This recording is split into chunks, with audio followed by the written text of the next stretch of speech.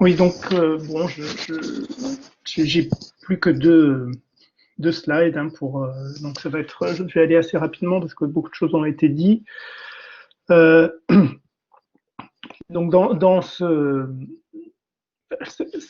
cette crise nous a paru aussi intéressante pour replacer deux discussions. Le premier, c'est finalement le paradoxe un peu de ce qu'on appelle la bureaucratie gouvernementale française, où d'un côté, on l'a dit, il y a finalement un resserrement du circuit décisionnel, un court-circuitage, voire une méfiance du gouvernement à l'égard des administrations et donc des organisations, et en même temps, dans le même temps, une création organisationnelle et la croyance finalement que soit la technologie, tous anti-Covid, ou la création d'organisations, euh, de nouvelles organisations permettront la coopération. Dans le domaine du cancer, qu'Amélie Petit aussi connaît très bien puisqu'elle l'a étudié dans le cadre de la recherche clinique, hein,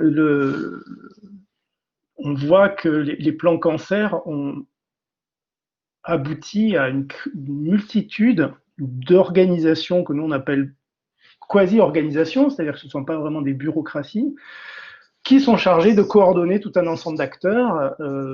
Et au bout d'une dizaine d'années, je me souviens d'avoir discuté avec une responsable de l'INCA qui disait, mais en fait, on est en train de faire le point pour savoir toutes ces organisations qu'on a promues, quel est leur rôle finalement et est-ce qu'elles ne marchent pas les unes sur les autres. Deuxième point, c'est la question de la coopération qui est un peu l'impensé. Si vous reprendre des premiers discours de Jean Castex, qui reformulait, lui, en disant on a des problèmes d'intendance. Et donc, c'est un peu ce réflexe presque traditionnel, ancestral, qui est finalement le problème, c'est de définir les objectifs et après s'assurer que l'intendance suivra.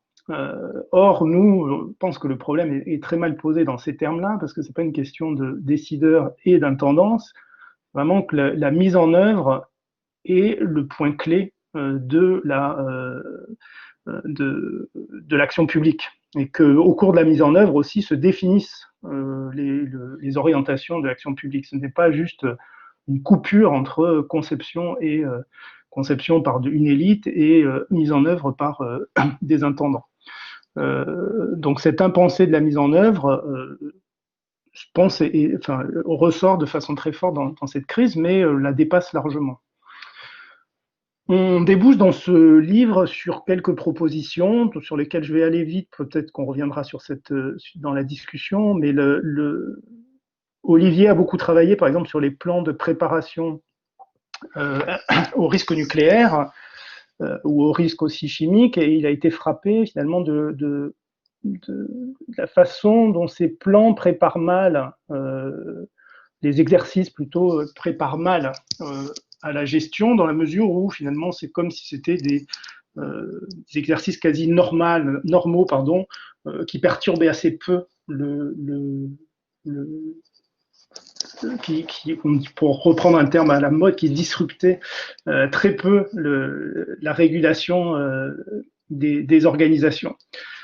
Et puis il y a tout un ensemble de problèmes liés à ces exercices. L'autre, donc, il faut repenser cette question d'exercice et aussi faire participer beaucoup plus les décideurs, alors que souvent ces exercices sont destinés à des cadres intermédiaires et pas ceux qui vont être finalement ceux qui vont avoir à prendre les décisions les plus cruciales. L'autre, donc ça on pourra revenir, je passe vite et en plus Olivier pourra répondre mieux que moi puisqu'il a beaucoup travaillé même empiriquement là-dessus. L'autre proposition, c'est finalement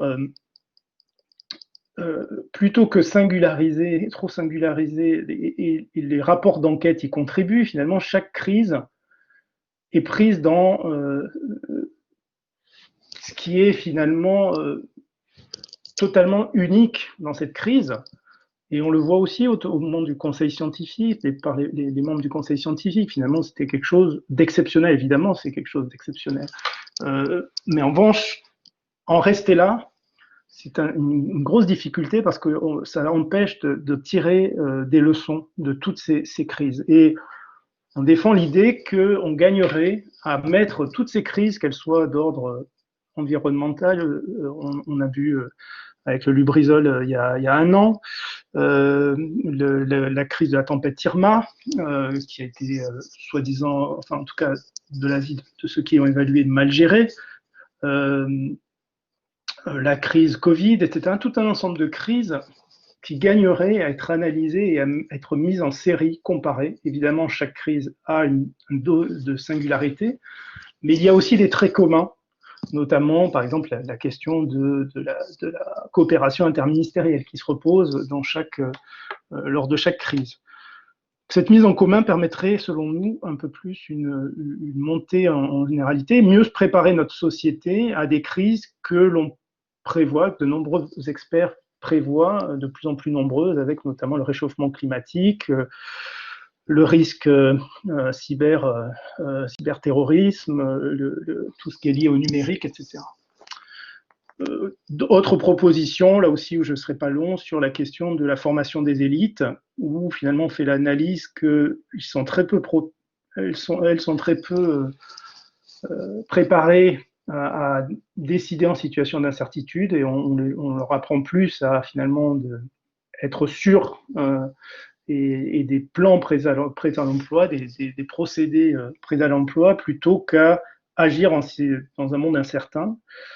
On pense que les SHS, quelle que soit la discipline, pourraient être beaucoup plus mobilisés dans la formation de ces décideurs, figures décideuses ou décideurs. Et évidemment aussi, là on plaide pour le coup pour notre paroisse, la question de la coopération. Ne pas s'en tenir finalement aux recettes du management qui joue beaucoup sur la question du leadership, sur les qualités individuelles de chaque individuel personnel, qualités psychologiques des leaders, mais les former à la capacité à collaborer. On vous l'a dit, c'est un travail qui continue. Hein. On n'a pas, ce sont des hypothèses qu'on lance, certaines plus ou moins avec plus ou moins d'assurance. Depuis, on a continué le terrain, on est plutôt à 70 entretiens. Il y a aucune, pour le moment, on n'a pas de remise en cause de ces hypothèses. Mais on va continuer la recherche. Évidemment, la comparaison internationale sera très intéressante. On est en contact, on a noué des contacts avec d'autres chercheurs qui travaillent sur d'autres pays, avec quelques questions qu'on liste là. Par exemple, c'est effectivement le confinement, c'est assez frappant, a été adopté dans plusieurs pays. Le cas des USA, des États-Unis est assez emblématique parce que là aussi c'est un pays où il y avait normalement une organisation hyper puissante, le CDC, qui, de ce qu'on comprend, a été assez affaiblie pendant la crise. Et finalement une gestion chaotique, certes sans doute renforcée par le président qui dirigeait ce pays, mais c'est un élément assez intéressant. Le Royaume-Uni aussi est un élément assez intéressant, qui lui aussi a créé un conseil scientifique et qui a connu beaucoup de contestations, beaucoup plus fortes qu'en France. Hein. Là aussi, ça pose question dans la mesure où le Royaume-Uni est un pays où la tradition de santé publique est beaucoup plus développée que dans notre pays. Donc, à la fois, donc, il y a donc, est-ce que ça traduit une impréparation générale comment se fait-il que ces pays se soient désarmés par rapport au risque pandémique alors qu'ils avaient tant investi dans les années 90-2000 Donc, le confinement a été adopté dans plusieurs pays, mais selon des modalités très différentes. C'est-à-dire que les pays l'ont adopté de manière plus ou moins stricte, et ça aussi, ça méritera d'être comparé. Qu'est-ce qui explique ces modalités différentes?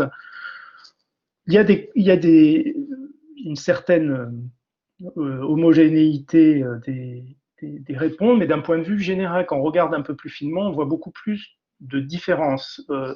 On voit que certains pays, comme l'Allemagne, la Corée, ont joué beaucoup plus sur la question des tests et ont été prêts beaucoup plus tôt que nous, ce qui reste là aussi une interrogation, dans la mesure où on est le pays de Pasteur. Comment se fait-il que finalement la France n'ait pas été prêt plus tôt? Certains pays semblent avoir misé beaucoup sur une politique de test, d'autres, comme le Japon, si vous le savez, donc qui a finalement une capacité assez faible de dépistage, mais qui en revanche a été innovant en manière de traçage avec ce qu'on appelle le backward tracing par rapport à ce que d'autres pays comme nous, qui avons jusqu'à présent plutôt favorisé le forward tracing. Donc, ça aussi, ça sera intéressant de voir d'où viennent ces différences et qu'est-ce que ça a produit.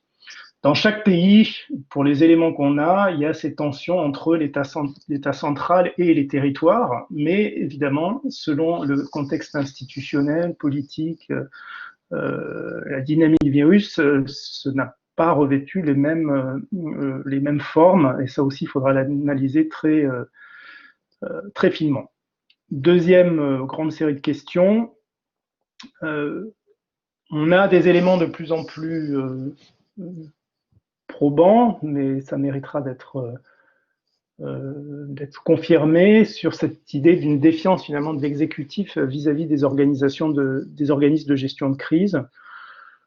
Apparemment, la tempête Irma a laissé notamment des traces durables d'une méfiance très forte d'Emmanuel Macron vis-à-vis de ces organismes, qui peut expliquer aussi tout ce qu'on vous a présenté sur des contournements des dispositifs habituels de gestion de crise.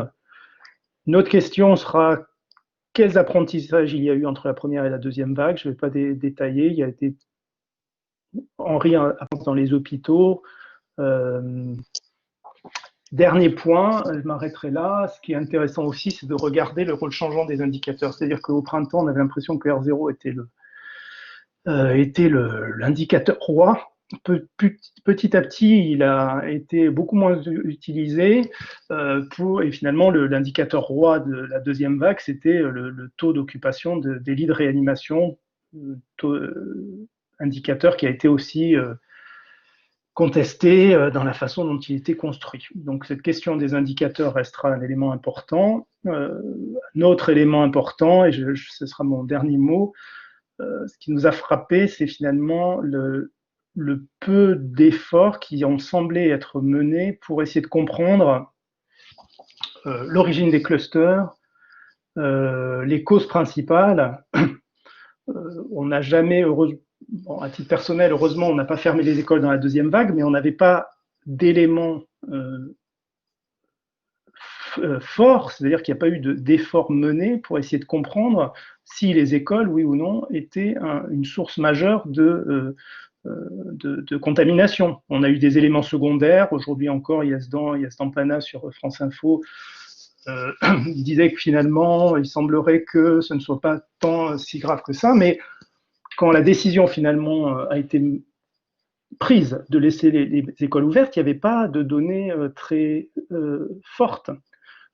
Alors qu'au Royaume-Uni, par exemple, vous avez une cohorte et vous avez une task force, enfin des chercheurs qui travaillent spécifiquement sur cet élément-là. Donc, est-ce que ça renvoie à la faiblesse de l'épidémiologie de terrain en France? Ce sont des questions qu'on aimerait poser à l'avenir. Je vous remercie de votre attention.